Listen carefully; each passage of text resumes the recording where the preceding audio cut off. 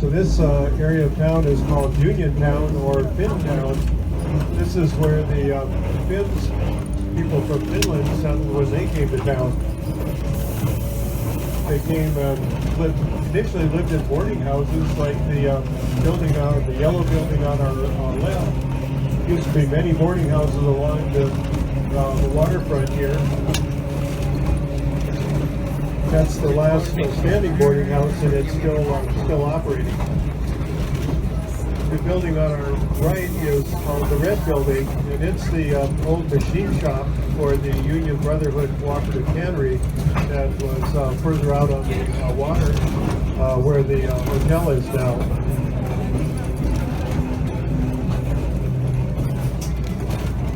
On our right is the Westmoreland Basin, and that's primarily for pleasure boats.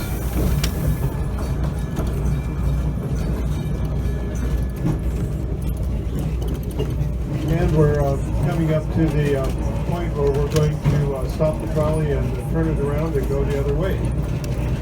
Awesome.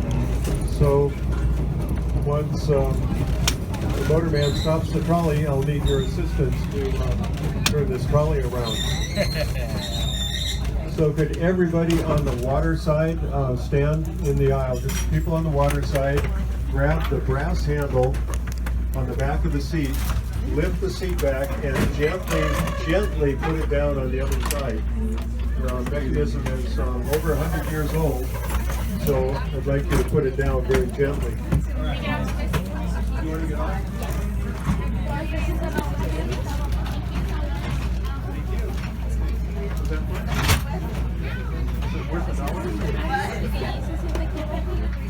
And once they vacate the aisle, to the people on the land side do the same and move the seat backs. And very gently put those seat backs down.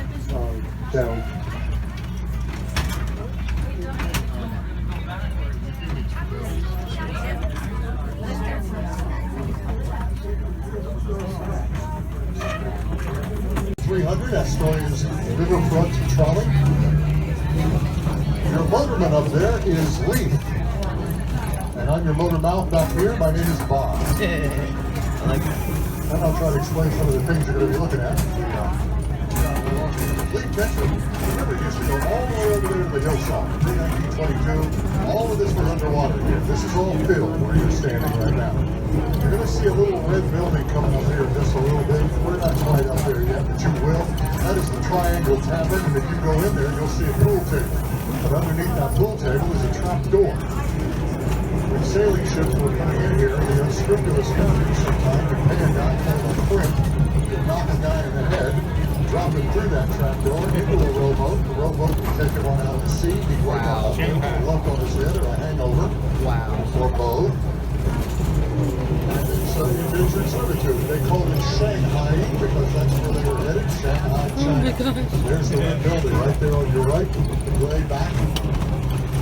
I said the water used to go right under that. Up there in the upper right-hand corner is the Triangle Tavern. Still open today, one of the oldest in the United States. This is the Maritime Memorial on your left over here. The names inscribed there, most of them lost their lives at sea or in service to the river.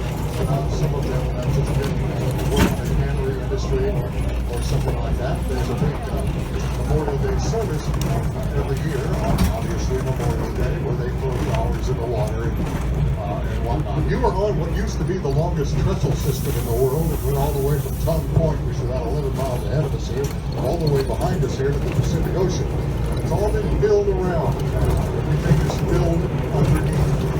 This little trestle we're going across here was built specifically for the trolley, so that we can get to the other end of town.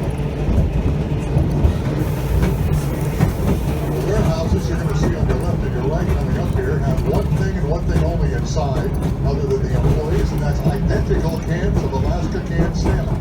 It comes down here from Alaska via Seattle. They store it in these buildings. Every can in there, as I said, is identical. They've got about 150 different labels in there now. Now, if you look at this door, you're going to see all those pallets of cans. Okay, they've got 150 different labels in there, and they'll slap whatever label the company wants on there, send it out to the grocer or the distributor. The lesson to be learned here is if you buy Alaska canned salmon, buy the cheapest stuff because it's all the same and it all comes from here.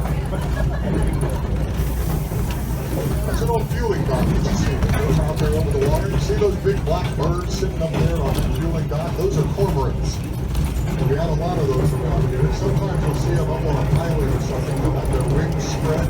They're a predator. They swim underwater. So I think maybe one of the few birds in the world that can swim underwater for about 20 feet.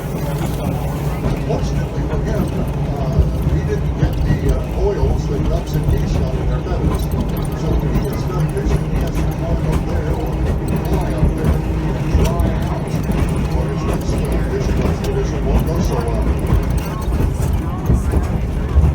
These are the Columbia condos, the Columbia house condos here on the left.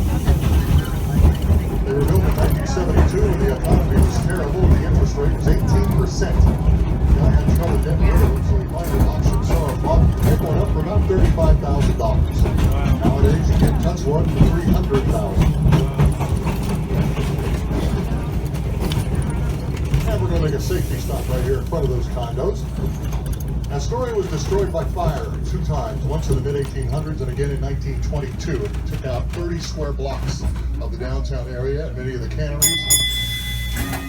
But the building that's going to be coming up here on your left is one of the buildings that was not destroyed by that fire. It's an old customs warehouse, although they never used it for that. They did store some tin in there for tin cans at one time. But if you take a good look at it, you can see why it didn't catch fire. It's all made of brick. The bricks go all the way to the river floor.